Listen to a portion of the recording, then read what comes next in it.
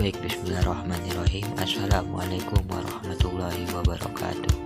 Perkenalkan, nama saya Muhammad Eka Saputra, Prodi Bahasa dan Sastra Arab, Fakultas Adab dan Humaniora, UIN Raden Patah, Palembang. Dan kali ini akan menjelaskan tentang dasar-dasar wacana dalam bahasa Indonesia maupun bahasa Arab. Baik, ini sedikit gambaran konsep dasar-dasar wacana baik dalam bahasa Indonesia maupun bahasa Arab. Ini uraiannya. Pertama yaitu pengertian dasar-dasar wacana dan pengertian wacana menurut para ahli. Pengertian dasar-dasar wacana adalah sebagai berikut. Pengertian dasar-dasar wacana. Wacana dalam linguistik merupakan unit memiliki tingkatan yang lebih tinggi dibandingkan dengan kata, frasa, klausa, dan kalimatnya.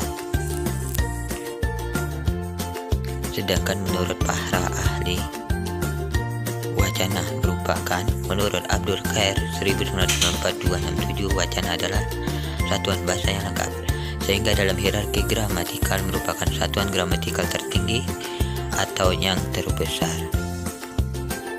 Memasuki selanjutnya, syarat atau ciri wacana ada 6. Berikut uraiannya, kita uraikan satu persatu. Yang pertama, topik. Topik merupakan pernyataan pendek tapi berisi hal yang lebih luas sehingga dapat maknai oleh pendengar dan pembaca. 2. Pengungkap topik. Pengungkap topik beserta tutur atau penulis melakukan tindak tutur tertentu sebagai bentuk ekspresi. Ketiga, kohesi atau koherensi. Kohesi atau koherensi merupakan kepaduan antara unsur sintaksis yang satu dengan yang lain termasuk konteks dalam suatu wacana. 4. Tujuan dan fungsi. Tujuan atau fungsi suatu wacana dapat fungsi informatif, emotif, sikap, persuasif, dan asosiatif. 5. Keteraturan. Keteraturan memiliki keteraturan kohesi maupun keteraturan dalam logika yang masuk akal baik dalam kata, kalimat, maupun alinea. Yang terakhir, teks, konteks, dan konstek yang merupakan situasi pembicaraan, pembicara, pendengar, waktu, topik, tempat, adegan, dan masih banyak lagi. Materi selanjutnya, pembagian wacana. Ada 2 pembagian wacana, yaitu wacana prosa dan wacana puisi. Ini penjelasannya. Yang pertama yaitu wacana prosa.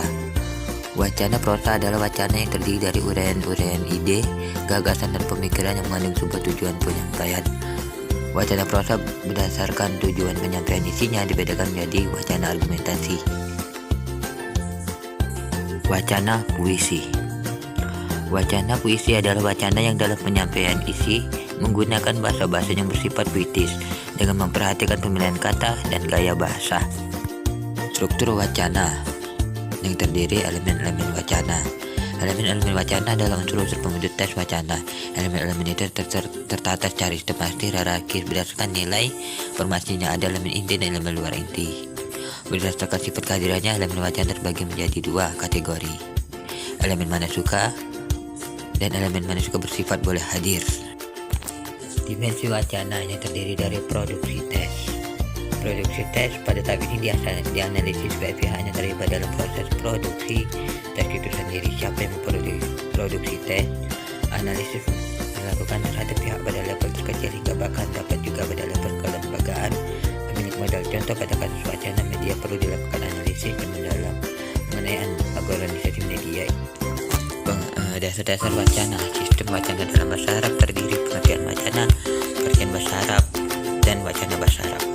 Pengertian sistem wacana bahasa Arab. Pengertian sistem berasal dari bahasa Latin sistema dan bahasa Yunani sistema adalah suatu kesatuan yang terdiri komponen atau elemen yang dihubungkan bersama untuk memudahkan aliran informasi, materi, atau energi. Pengertian wacana. Wacana adalah rentetan kalimat yang berkaitan yang menghubungkan proposisi yang satu dengan proposisi yang lain sehingga membentuk kesatuan.